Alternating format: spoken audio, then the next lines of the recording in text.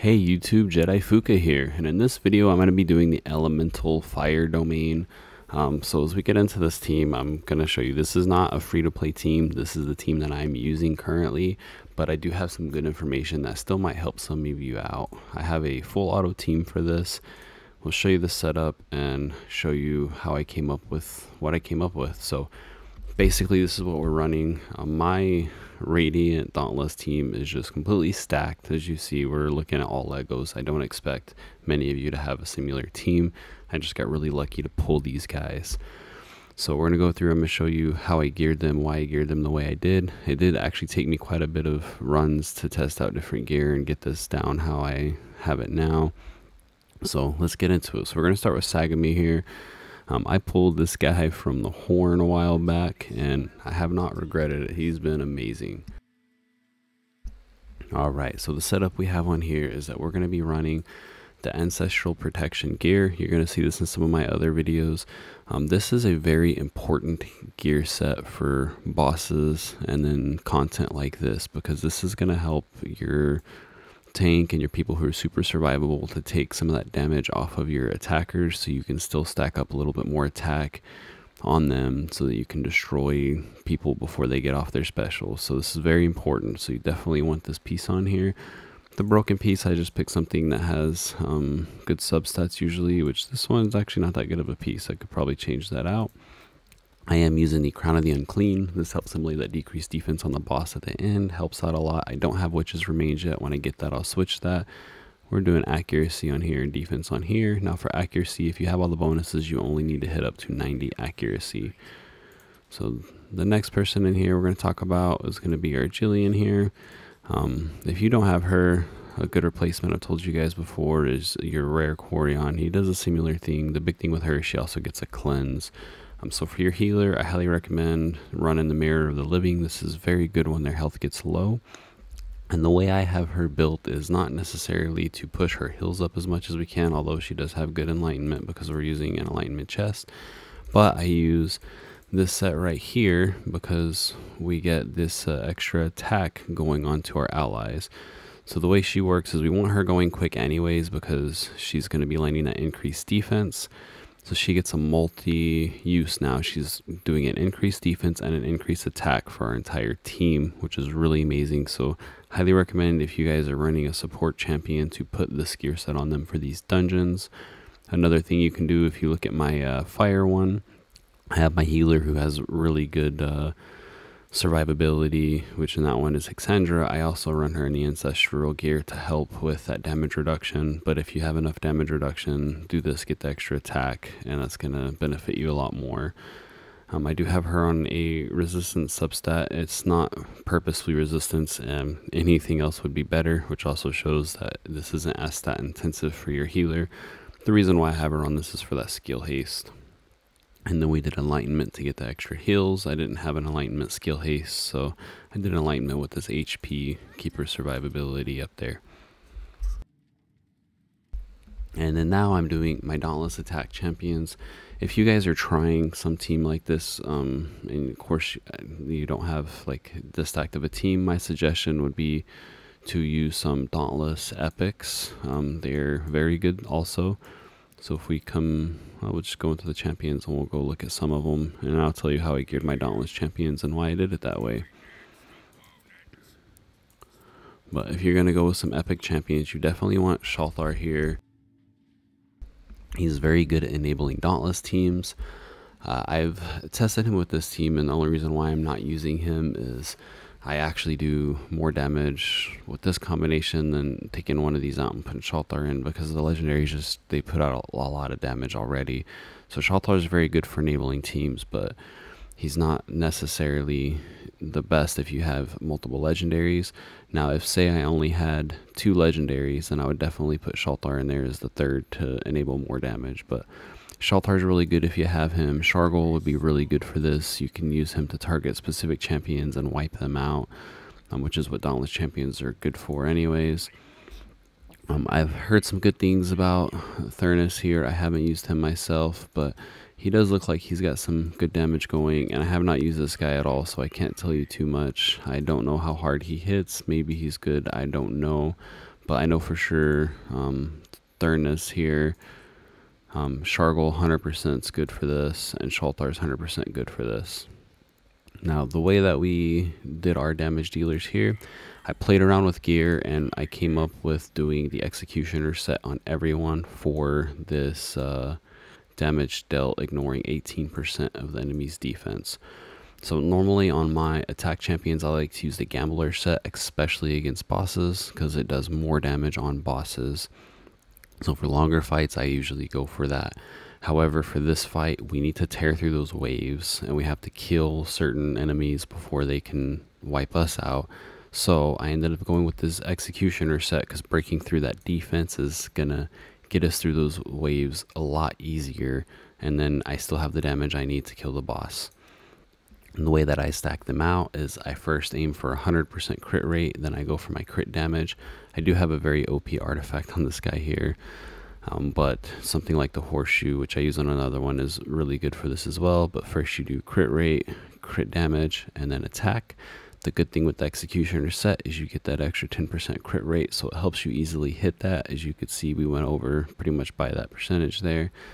So once you can try to get that crit rate, then you push up crit damage, attack.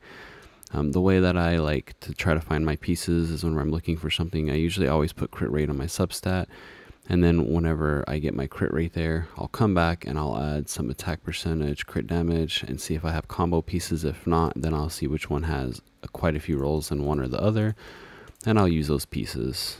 Main goal, I would say, in these stats is trying to hit at least like 3,300 attack, the more the merrier, and then crit damage, trying to hit at least 150 if you can. I know it's hard to get those combinations, but you do want that. And if you can get skill haste, that's a bonus, but skill haste is primarily beneficial to your support champions. It's not as necessary on your DPS, although it is good to have. So in him, we do have an attack rune here and a crit damage rune here, pushing up the attack.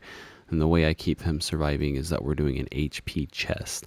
Now my defense is pretty low, so ideally you would want to try to get, if you're in my position, you would want to try to get more like some defense substats on some of these to increase that. I just didn't have that, and it's working out, so we're leaving it how it is. But if you're using like an epic champion, you probably want to try to push that defense up a little bit more. Now the next champion we're using here is Starvel. I've actually come to like this champion a lot. When I first got him and was trying him out, I liked him for boss fights. I didn't like him for waves, but I'm learning he can be good in both. His attacks are pretty insane. He would probably do really, really good, maybe even better than Garrett using the artifact. I need to switch it up and try it out sometime, but same thing for him. We are going with the executioner set to get that defense break. We focused on our crit rate 100, crit damage. And then with him, I only barely broke 3,000 attack. I definitely say that's going to be like your minimum that you want on attack. So if you hit like 150 crit damage and you're not quite at, or you hit like 200% crit damage and you're not quite at 3,000 attack, drop your crit damage, increase your attack if you can. For him, we are doing a defense chest. I happen to get this god roll with this double crit rate. I mean, it's not really god roll, but it's an epic roll. So we got the double crit rate on there, which is keeping our crit rate up while maintaining a high defense on him. We did an HP rune to get that survivability up, but I also happen to get crit rate on there. The way I look for my runes, because crit rate's the hardest to get, is usually I come in here and I put, this is my selectors. What I do is I'll upgrade all my runes to 4, then I'll do this as selectors, and then I'll upgrade each piece to 812 and see if I can get those crit rate substat rolls. If I get something with a couple crit rate substat rolls, then I take it up to 20. So there we are with that one. And then same thing on here, we did HP, we managed to get a crit rate. I didn't get multiple crit rate rolls on here, unfortunately, but we did get attack speed, which is great for Dauntless, and some crit damage out of this. And then of course, I mean, HP percentage in general. Oh, we're looking at the wrong room, just kidding. That's probably one I was looking at, and I ended up taking off because I managed to get my crit rate. So I probably switched out with this attack, sorry about that. So we got attack roll here. We did a crit damage and a double HP for survivability. That's actually probably what I was doing, was trying to push the survivability up with that. And then our last damage dealer is Sutha here. I managed to pull her from the horn as well. She is an amazing champion.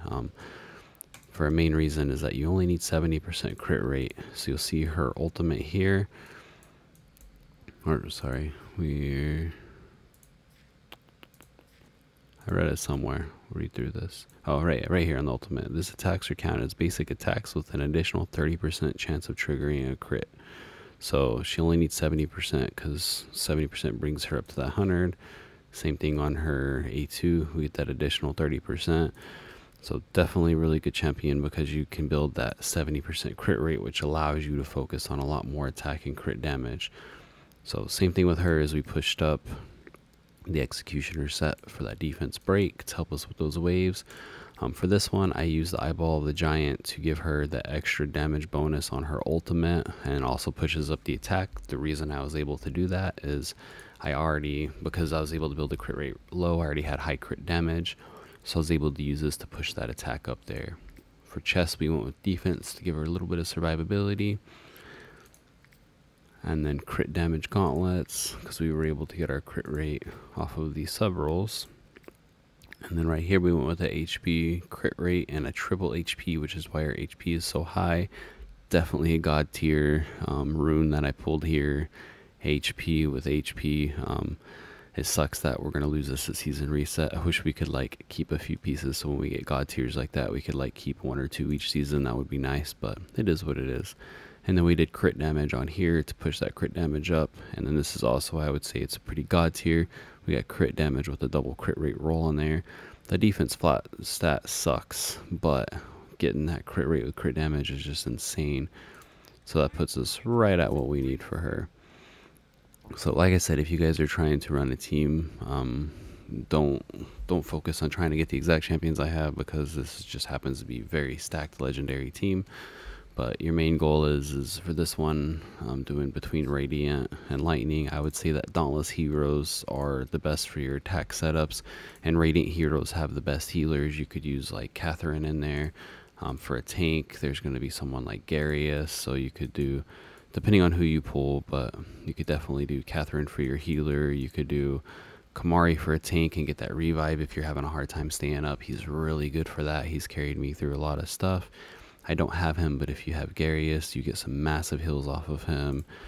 Clovis is really good on the boss because you get an attack penalty down that you can hit the boss with, and also reducing ultimate energy. So lots of good champions to choose from in these two factions. They're probably the most OP combination for the factions right now. So even if you don't have this team, there's lots of good options in epics to choose from. Now don't forget about using food. You can definitely use whatever food you want.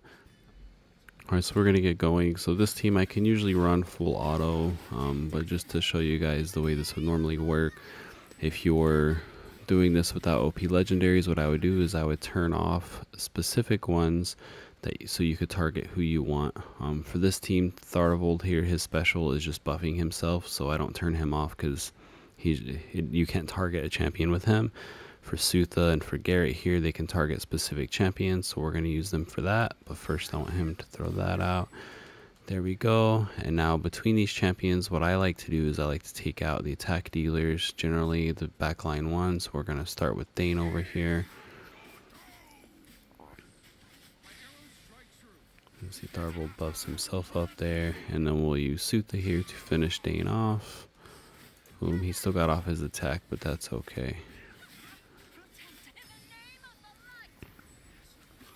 And if you were running an epic team, what I would do is once you get down to these two champions, turn off everyone's ultimate and save them for the next wave. For this team, I don't necessarily need to do that, so I'm not going to worry too much about it. I'm going to target him. There we go. Wipe him out before he does his special, and then we'll get to that guy. Alright. Now for this wave, you have Kamari here. He is a reviver. He will pick up people, which does suck, but I still would say to go after the attack champions first, because you could take them down and then just keep wiping them out when he picks them up. If you have Sutha, her A3, her ultimate does a revive denial, so she's very good. But what I would do is, like him, like Garrett, wipe down to almost death, and then Sutha can come in here, kill. We get the revive denial in there, so we don't have to worry about Kamari coming back on us. And then you'll see Kamari brought up Brody, which doesn't matter. Now what I'm going to do, he's about to die. Normally I would take him out next, but since he's almost dead, we're going to go back for the attacker. And Kamari's going to die before he gets his special off. Now, like I've said before, if you want to optimize this team, especially if you're running epics and you're struggling a little bit, then turn off that bar, save up your specials for the boss. This team can go full auto, but I'm doing manual to show you guys how you would do it if you were running your epics. As I get to the bosses, I'm going to use her, and that's going to get our defense and attack ups going. We're going to use this guy right here to try to hit the boss, see if we can get that increased defense or decreased defense on there. And then we're just going to milk the boss away. Now you have two ways that you could do this. Is you could either do that and go melting the boss, or you could wipe Dane out first, which will give your team a lot better survivability. And I don't worry too much about the Hugo there, but you'll see there, quick and easy battle. Obviously it's going to be super easy for me with the legendaries, but if you guys are using your epic teams, it's going to be the same concept. Like I said, going through those champions, there's quite a few that we could use. You could use stuff like Catherine as your healer. You could use Corey on the rare for the defense up. I'd say Catherine's probably better for this because she's going to give you more heals if you stack her alignment up. For a tank, you could even build Shalthar, the other lightning. You can build him as a tank as well, so you could use him as a tank with two other dauntless, and that saves you room for another like healer or something if you needed. You just got to kind of play around with your champions. For last season, for me, when I played season 0, if you guys followed me on there, I didn't pull legendaries at all other than the free ones that you get like Eric. I didn't pull the dice. So I used only epic teams, and I did not manage to beat this dungeon with the teams that I had, but I also didn't build out my dauntless teams. I didn't realize how good they could be then, and I didn't have the resources to build tons of teams out, so I didn't build them out, but it still gives you an idea of where you might be at. Whenever I finished this last season, I got to stage 4 on fire, I got to stage 4 on necro, and then it was the